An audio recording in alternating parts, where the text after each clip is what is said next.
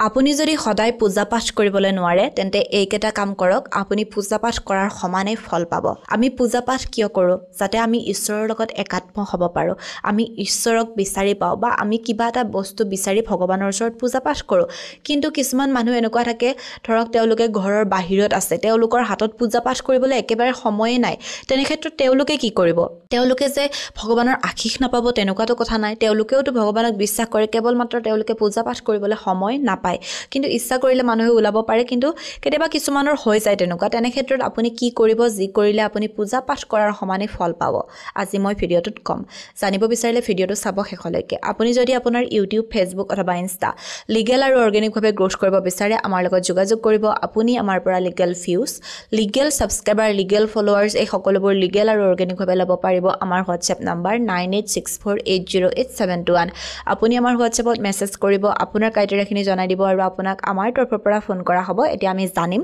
পূজা পাঠ কৰাৰ সমানে ফল পাবলৈ আপুনি কি কৰিব লাগিব প্ৰথম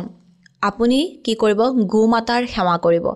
যি ব্যক্তিয়ে গোমাতাৰ সেৱা কৰে তেনেকুৱা ব্যক্তিক ভগৱান শিৱই বিশেষকৈ খুব বেছি ভাল পায় আৰু আশীৰ্বাদ প্ৰদান কৰে এতিয়া বহু মানুহ এনেকুৱা আছে ঘৰত কেতিয়াবা চাব আপুনি গৰু পোহে কিন্তু গৰু সঠিক ৰূপত প্ৰতিপালন নকৰে পুহিছে কিন্তু গৰুটো কষ্ট দিবলৈহে পোহাৰ নিচিনা হৈছে তেনেকুৱা মানুহে কিন্তু আশীষ নাপায় কিন্তু কিছুমান মানুহে আছে চাব ইমান বেছি কষ্ট কৰে নিজে নাখায় হ'লেও খুৱাব